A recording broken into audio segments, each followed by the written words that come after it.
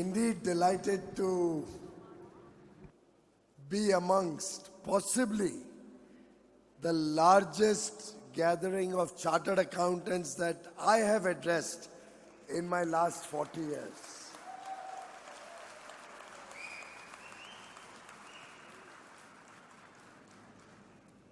I had a very large number of chartered accountants assemble in Kandivli or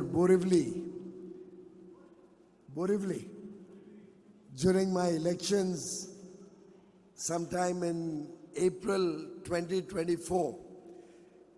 And I had thought that was the largest that I had seen so far. There are more chartered accountants in my constituency than anywhere else in the country, Noida included. But I never thought I will see twice that number of people. And a big shout out to all of you for the future of the profession. I am going to go back today doubly assured that the profession is in safe hands, and all of you flag bearers, torch bearers of the profession will continue to keep the India story strong, rapidly growing, and making its mark on the world stage. My best wishes to all of you.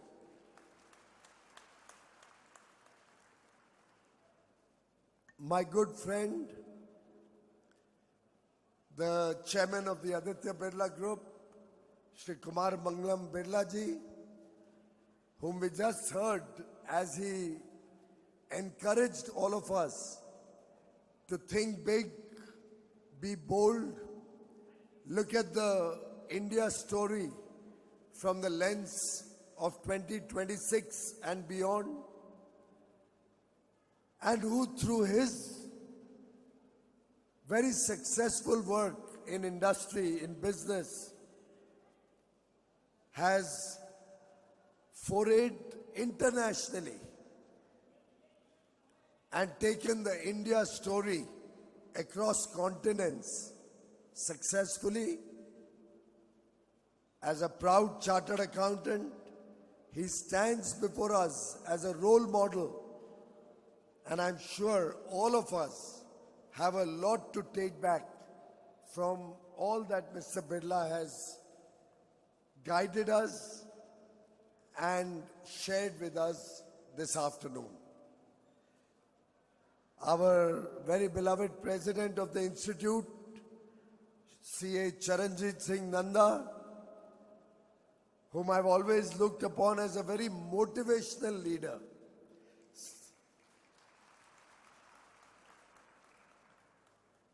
full of enthusiasm, deep commitment to the profession, and a positivity that is infectious.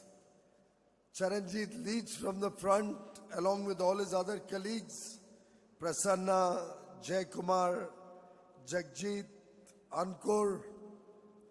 We are also delighted to have with us Mr. Jean Boucaud, the President of the International Federation of Accountants, and Ms. Jennifer Lopez, the Chief Executive Officer of the Confederation of Asian and Pacific Accountants, and such a wonderful gathering of chartered accountants who have decided to be a part of India's journey towards Viksit Bharat, a developed, a prosperous India by 2047, when we celebrate 100 years of independence as a $30 trillion economy, as an economy that will be the envy of the world,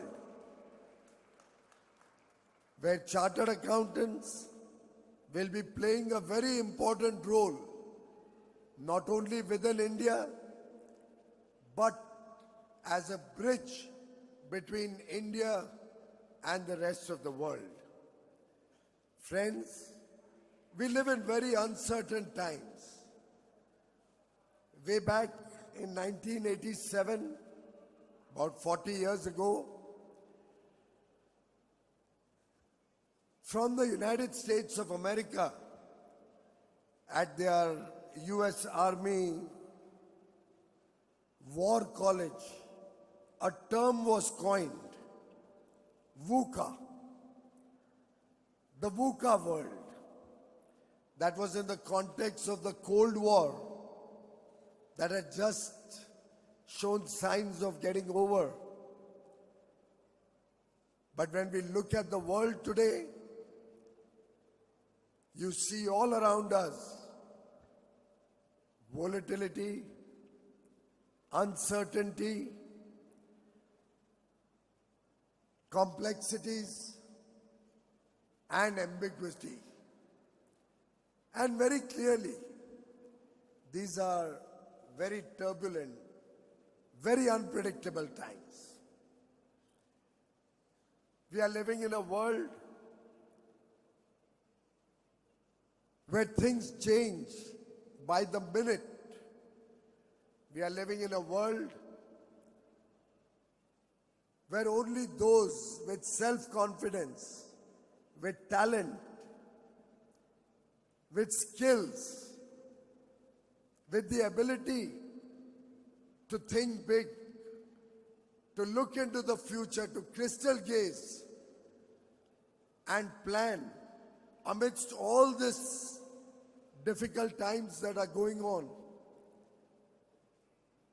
It is the courageous, the bold people who will be successful in the future. Amidst all these difficult, uncertain times, India stands as an oasis in a desert. We stand tall as a country with strong macroeconomic fundamentals. We are the fastest growing large economy in the world. We continue to post high growth rates with abysmally low inflation. We have a robust banking system, strong foreign currency reserves. As Mr.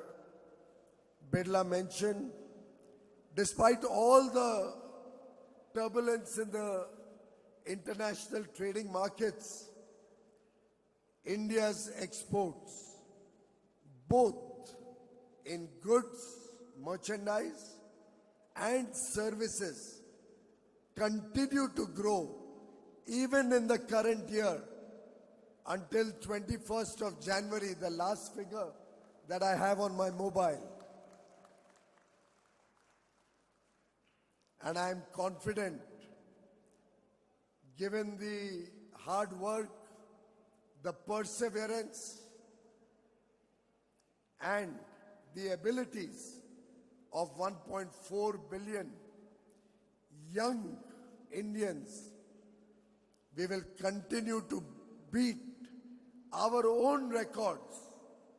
We will continue to grow relentlessly and will soon become the world's third largest economy.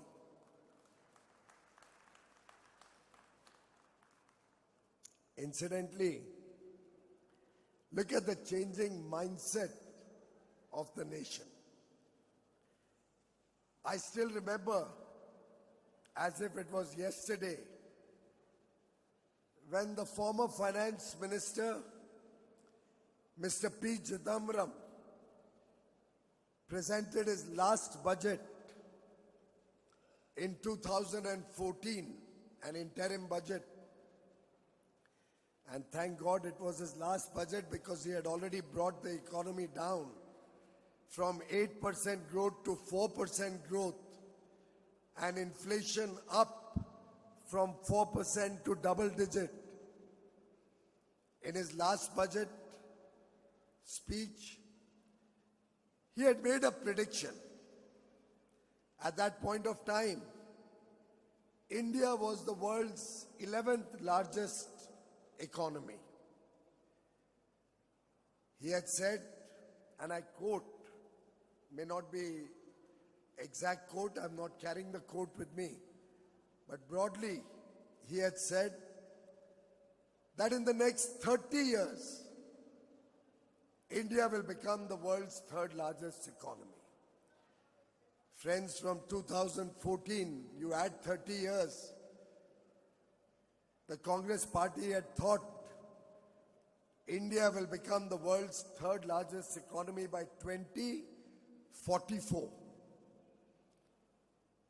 It took a decisive leader like Prime Minister Narendra Modi to change the thinking, to bring dynamism to the whole economy, to bring confidence to 1.4 billion Indians, that from the 11th largest economy in 2014,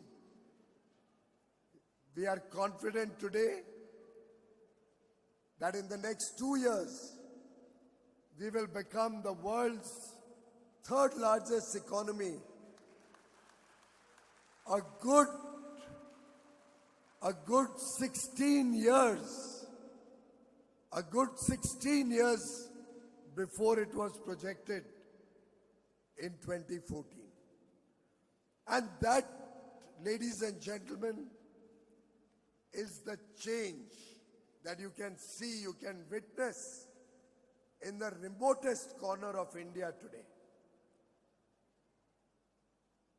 When you carry an Indian passport and go overseas, do you feel a change in the respect that your Indian passport gets you today than what you got 12 years ago? Can you feel that change, friends?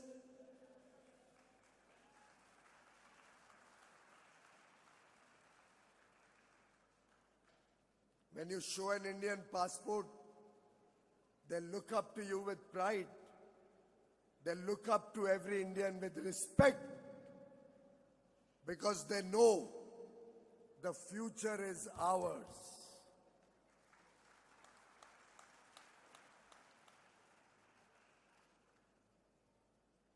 Today, India does not engage with the rest of the world as a country only looking to protect, as a country which is apologetic about its performance, as a country which is scared of the developed world. Earlier, in the period 2009, 10, 11, we saw India entering into some free trade agreements. We saw India entering into free trade agreements which till today, 15 years later, haven't helped us greatly expand our exports to those countries despite the free trade agreement. They were imbalanced against India's interests. They were not bold enough to offer opportunities to our Indian businesses to grow our international engagements. They were not comprehensive enough to provide our chartered accountants enough opportunities to go and serve across continents. They were often done with countries who are our competitors and who ultimately landed up exporting more to India, whereas India didn't get enough markets despite having free trade agreements. Prime Minister Narendra Modi has completely changed the way India engages with the world. He has changed the thinking.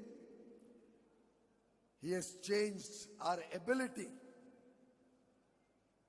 to engage with the developed countries with self-confidence, with the courage of conviction that what we have to offer is a lot, and we should get correspondingly a very good deal from the other side.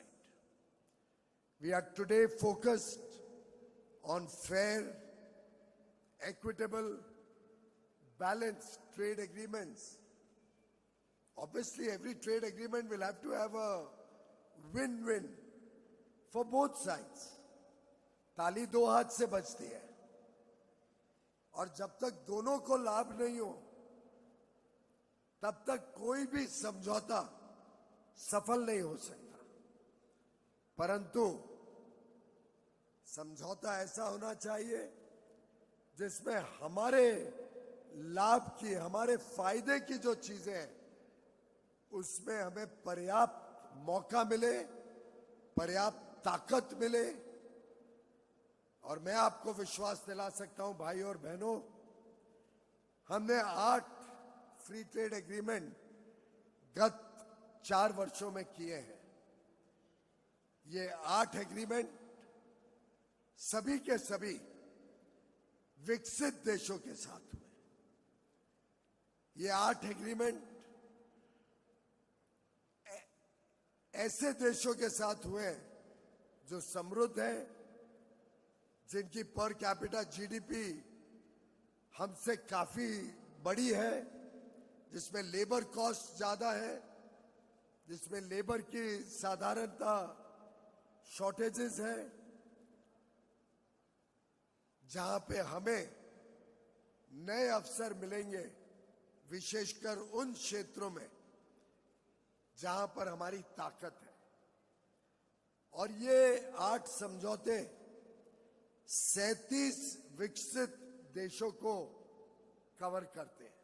These 8 free trade agreements cover all of Europe, the 27 nation European Union bloc, the 4 nation EFTA bloc, Switzerland, Liechtenstein, Norway and Iceland, and United Kingdom.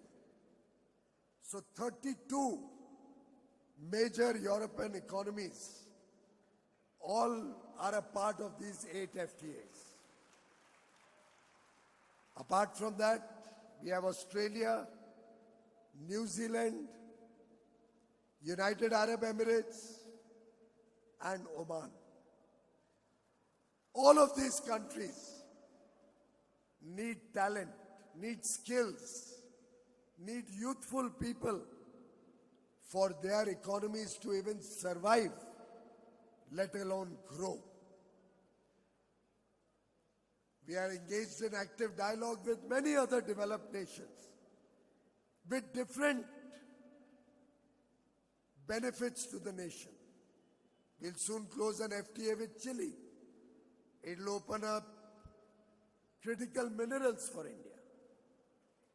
When we did an FTA with Switzerland, Norway, and the 4-nation bloc of EFTA countries, we got them to commit $100 billion investment in India as FDI.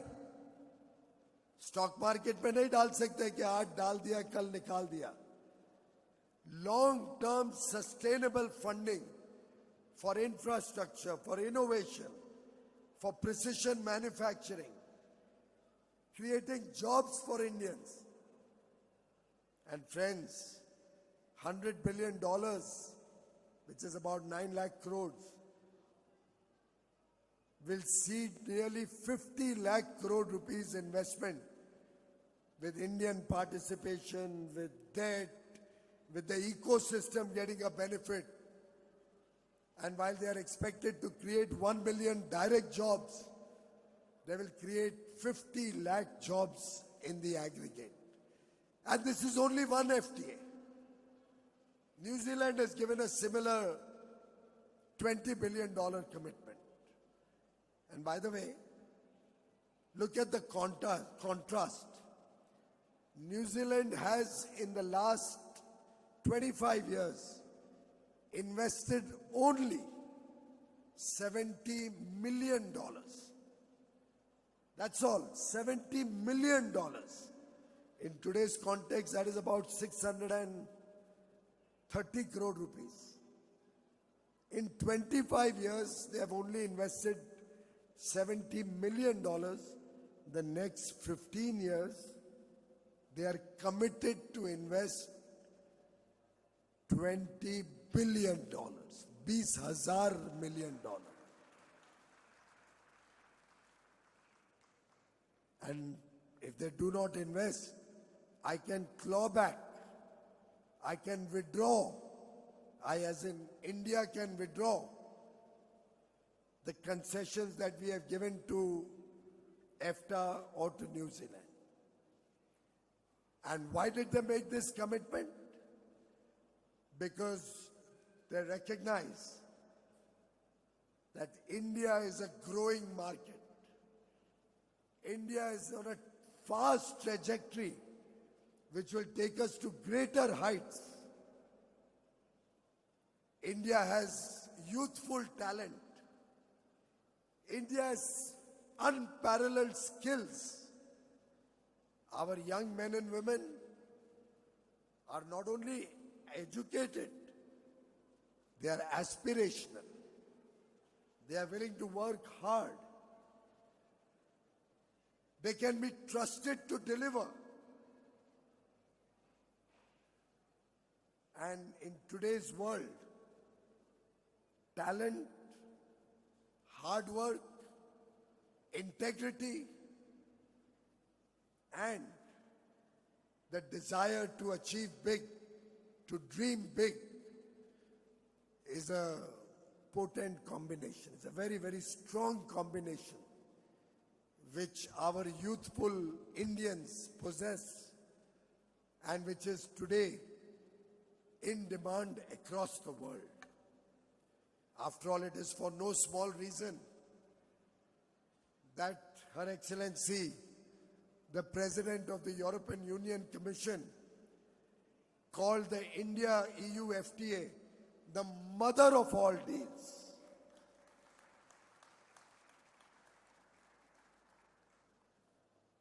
It covers 2 billion people, 1/3 of humanity, 25% of global GDP, and about 25 to 30% of international trade. The European Union alone imports goods worth nearly $7 trillion and services worth $3 trillion. That's a $10 trillion market waiting for all of us. Ours to grab, ours to seize the moment. Our current exports, barely a fraction of that. Potential, unlimited. Are we willing to grab those opportunities? That is in our hands. Ladies and gentlemen, we have opportunities for professionals, independent professionals. We have opportunities at global capability centers, which will attract in a large measure.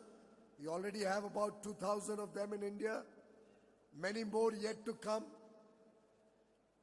Huge investment opportunity as we create a trusted partnership with developed nations, as we provide the segue, the pathway towards certainty, predictability, a stable tax environment, decisive leadership, the demographic dividend of young India, the democracy which we hold with pride, which provides the rule of law, and ultimately the confidence that nobody will ever be discriminated in India. Everybody will get justice and a rightful place to work in India. It is in this context chartered accountants have a major role to play. I can see before my eyes as the country grows, as investment grows, as businesses expand. It is all of us assembled in this room and beyond, the 5.25 lakh chartered accountants or the 4.25 lakh active chartered accountants across the 184 chapters all over India or the 47 countries that we operate in, and many more to come, I hope, who will ultimately play an important role, who will showcase the India story to the world, who will present the benefits of India and the Indian market to stakeholders, who will sign and certify accounts.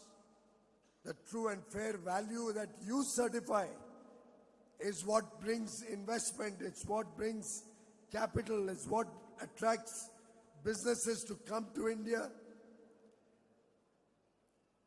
And I have no doubt in my mind that there is potential for chartered accountants not only in India but across the whole wide world, because the training, the rigorous training that you and I have gone through, the principles that this institute and the curriculum of our institute teaches us, the wide breadth of knowledge that working in India we all acquire will hold us in good stead anywhere in the world. And I would like to urge all of you not to be satisfied with the work you are doing. I desire that each one of us aspires big, dreams big. I would urge all of you, as Mr. Nanda just said, they are also open to ideas. Institute is opening up the profession to help you showcase your capabilities to the whole world. We need to see some big firms in the country. We need to see some of you forging partnerships with different skill sets so that you go out there providing knowledge, providing services,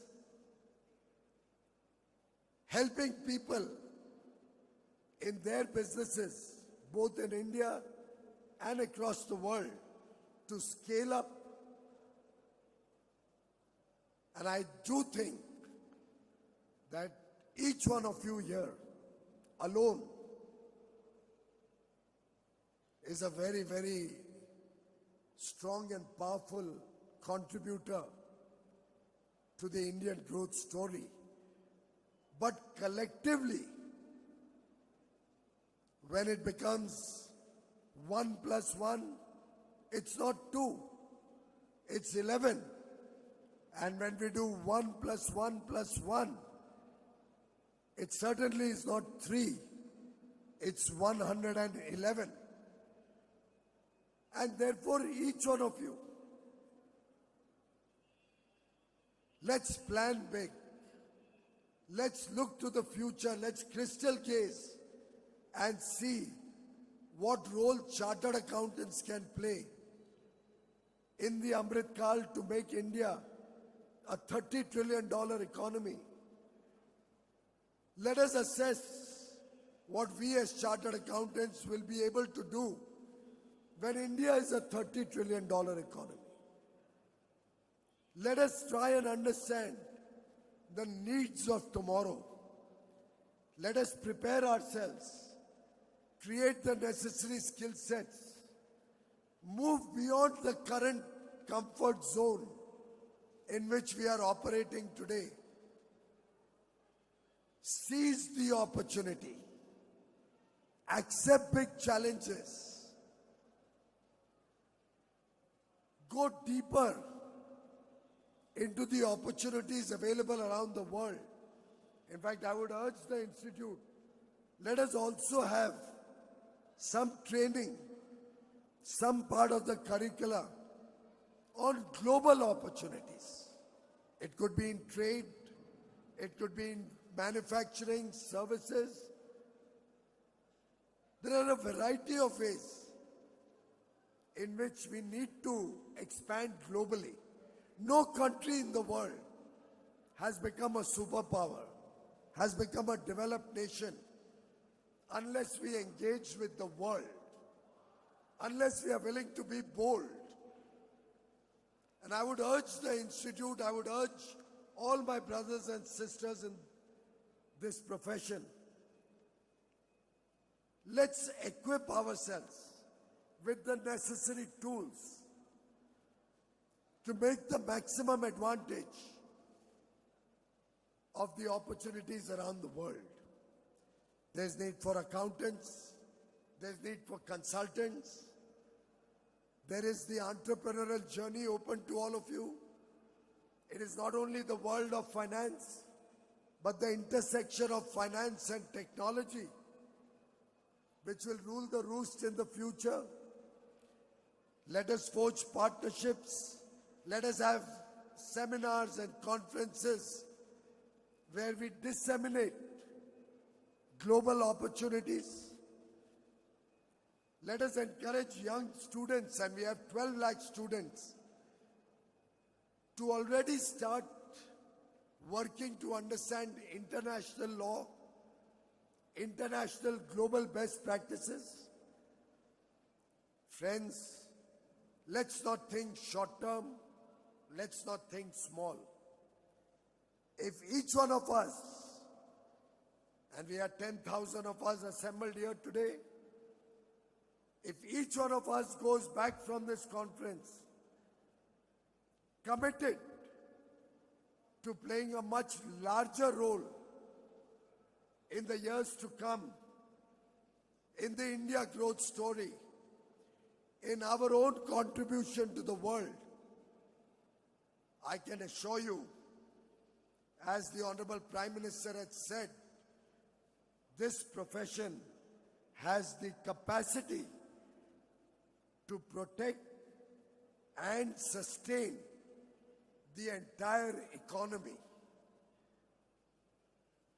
I would add, this profession has the ability and the confidence to take this country in the Amrit Kal to greater heights, to make this a developed nation and make us an international superpower. Thank you very much, ladies and gentlemen. God bless you with lots and lots of success. Thank you.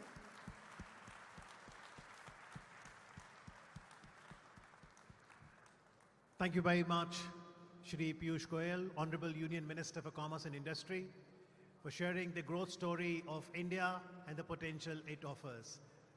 So we are all committed that when the year 2047 comes and we celebrate 100 years of India's freedom, we will be a $30 trillion economy. Thank you very much, sir. And now to propose formal vote of thanks in the inaugural session, I'd like to invite CA Prasanna Kumar D, respected Vice President, ICAI. Thank you.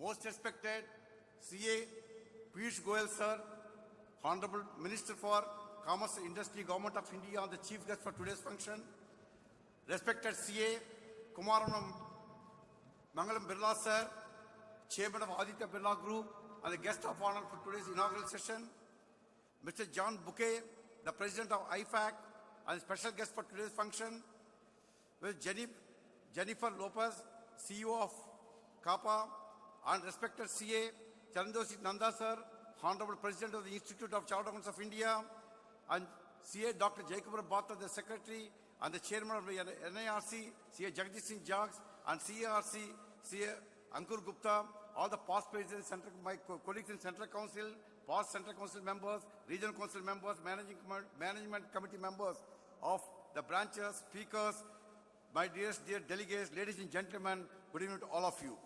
Today is a great day and a historical day in the history of the ICAI, where close to 9,000 chartered accountants are registered as delegates for the first time in the history of ICAI. And we're all present under one roof. This is a great milestone achieved under the dynamic leadership of Honorable President Sir C.A. Chandrasekhar Nanda.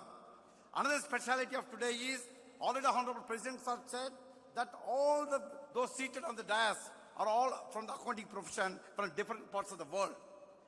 This is the first time in the history of ICAI that inauguration of international conference is done by all the accounting professionals, especially the first time the chief guest is a chartered accountant and guest of honor is also a chartered accountant.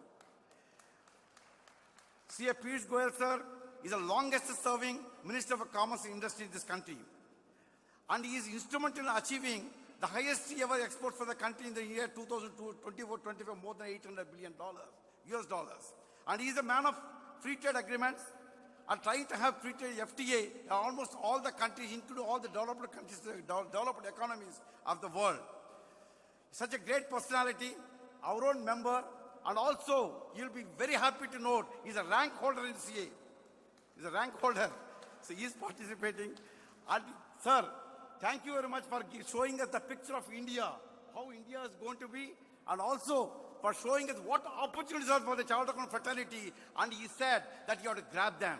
You should not run away. You have to see that you seize all the opportunities. Thanks a lot, sir. So, from the depth of our heart, so all the chartered accountants joined together to thank Honorable Minister and the chief guest for today's function, C.A. Piyush Goyal sir, for inaugurating this particular conference.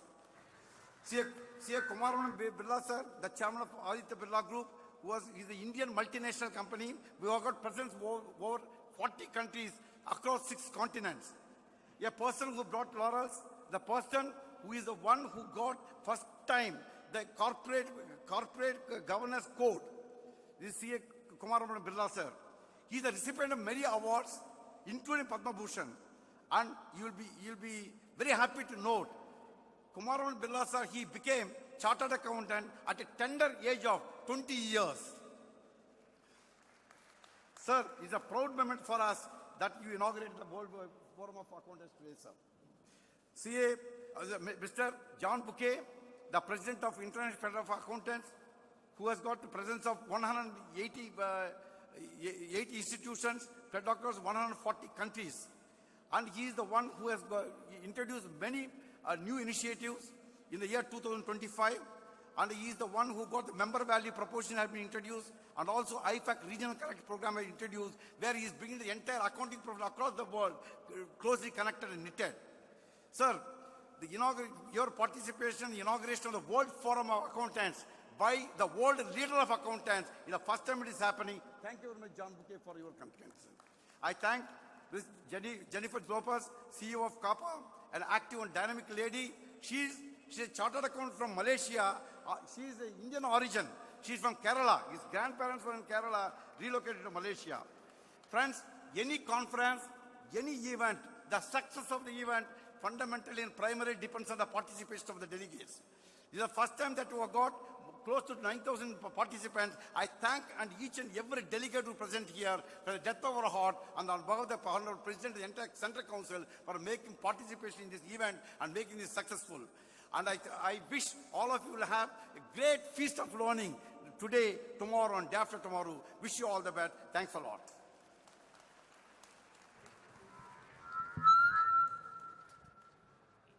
Thank you very much, respected Vice President ICAI. I'd like to invite all the Central Council members to please join us on the dais so that we can have a group photograph for posterity. Can we have a huge round of applause for our esteemed Central Council members of the Institute of Chartered Accountants of India?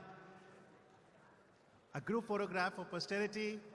In attendance here at the World Forum of Accountants 2.0 as chief guest, Chartered Accountant Piyush Goyal, the Honorable Union Commerce Minister. Guest of honor, recipient of the third highest civilian honor, Padma Bhushan, Shri Kumar Manglam Birla. John Bouquet, President IFAC. Other dignitaries,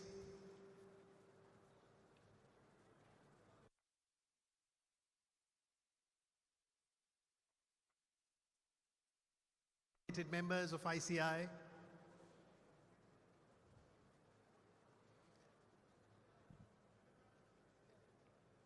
as the Honorable Minister said, in his 40 years, he's never seen such a gathering, so let's give them a thunderous, roaring round of applause. Let's ensure that this 3-day festival of Wafa enriches us. Thank you very much. With that, we conclude the inaugural session of the World Forum of Accountants.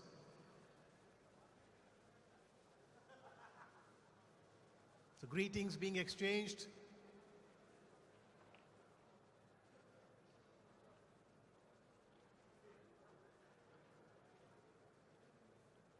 Even as greetings are exchanged, let